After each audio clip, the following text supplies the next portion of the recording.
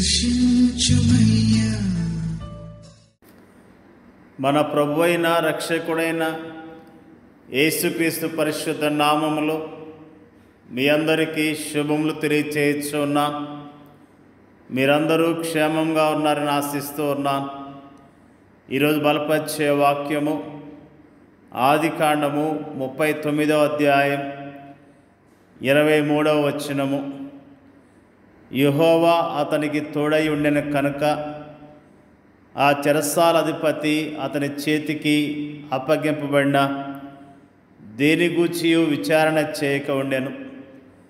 అతడు చేయనిది యావత్తు యెహోవా సఫలమగునట్లు చేసెను.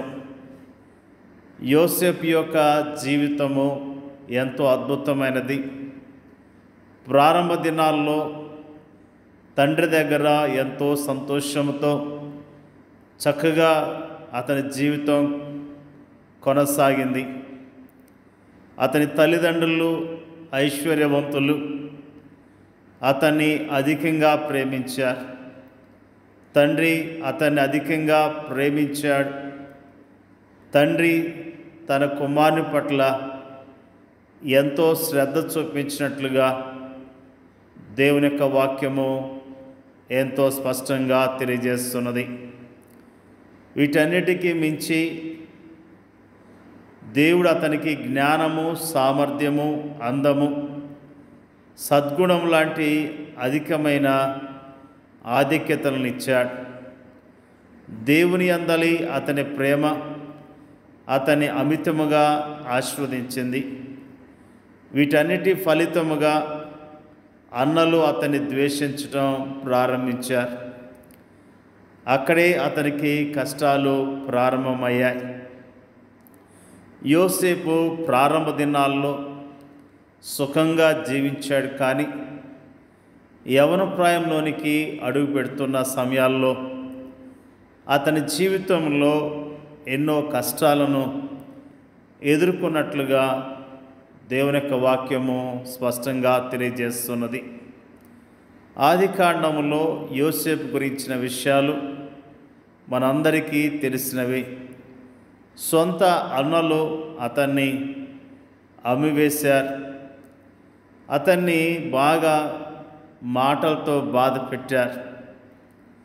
అతని గురించి మరి చాలా చెడుగా చెప్పుకున్నారు.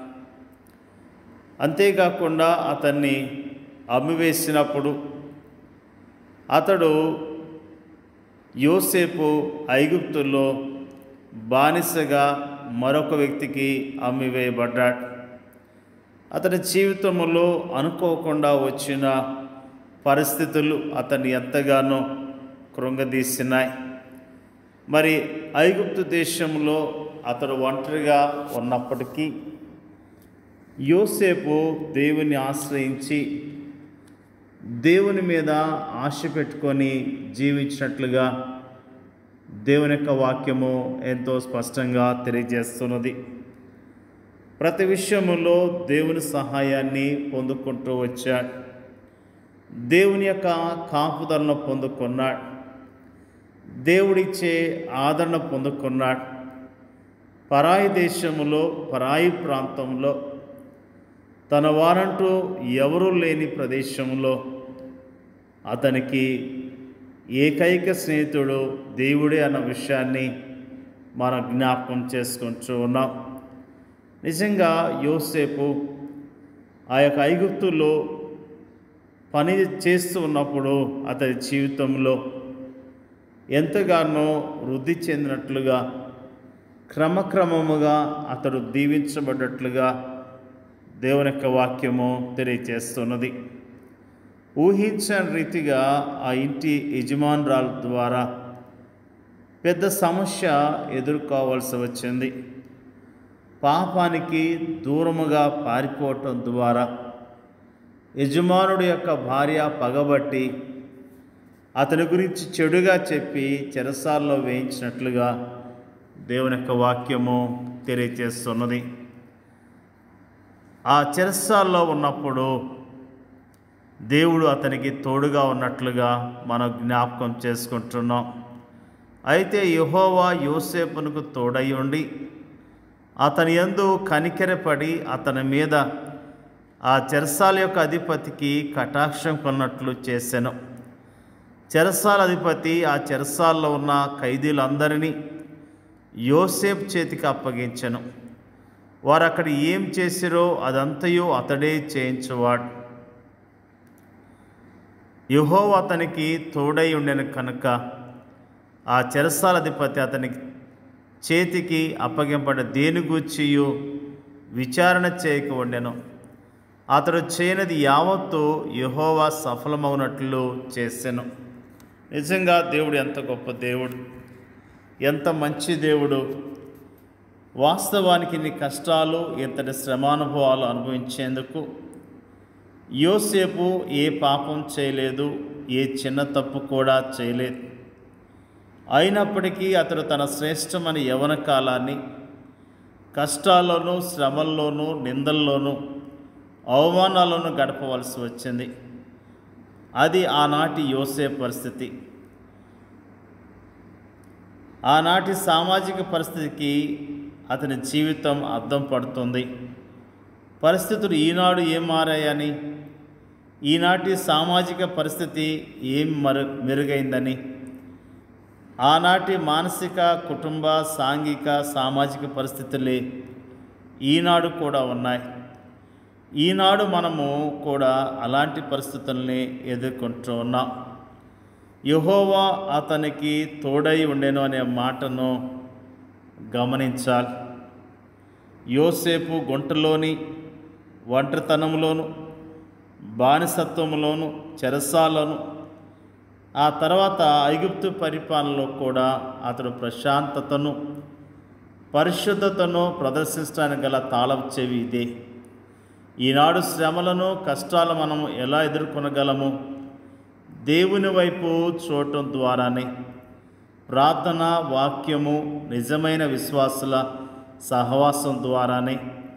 ప్రార్థన మనకు దైవిక నడిపింపును, శక్తినిస్తుంది. దేవుని వాక్యం మనకు దైవిక జ్ఞానంనిస్తుంది. అభ్యాసం చేత మేలు కీడులను వివేచించుటకు సాధకం చేయబడిన జ్ఞానేంద్రియములు కలిగిన అనుభవజ్ఞులైన విశ్వాసుల సహవాసము మనకు సరియైన సలహాలను ఇస్తుంది. ప్రేమైన దేవుని బిడ్డలారా, యోసేపు జీవితం ద్వారా దేవుడు మనకు అనేకమైన పాఠాలను నేర్పిస్తూ ఉన్నాడు.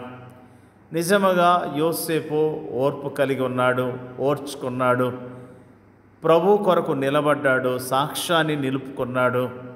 అతడు ఎంతగానో దీవించబడ్డాడు.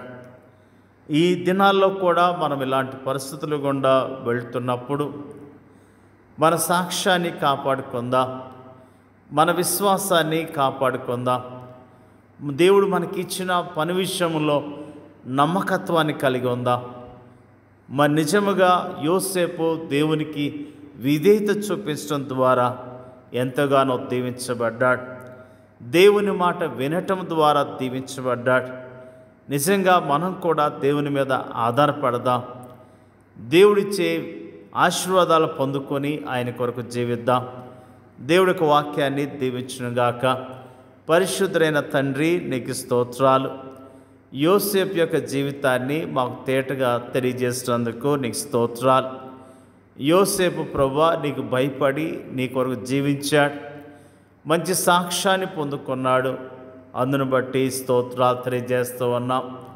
అన్నదమ్ములు ఎంతగానో క్రూరముగా ప్రవర్తించారు, బానిసగా అమ్మివేశారు. మరి అక్కడి నుంచి ఇంకొక ప్రాంతంలో బానిసగా పనిచేశాడు. మరి అంతేకాకుండా శోధన వచ్చినప్పుడు, సత్యానికి నిలబడ్డప్పుడు అతడు చెరసాల్లో వేయబడ్డాడు.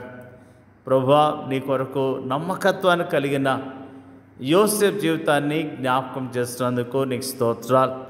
మేము నీ ప్రజలముగా నమ్మకత్వం కలిగి యోగ్యముగా నీ కొరకు జీవించడానికి మీరే సహాయం చేయండి అయ్యా. స్తోత్రాలు అయ్యా. శ్రమల్లో ఉన్నవారిని జ్ఞాపకం చేసుకోండి, నిందలు అవమానాల్లో ఉన్నవారిని జ్ఞాపకం చేసుకొని మీరు ఆదరించండి అయ్యా. ప్రార్థన చేయించున్నాం.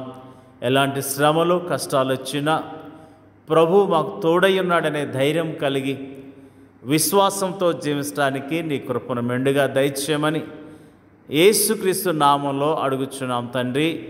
ఆమేన్.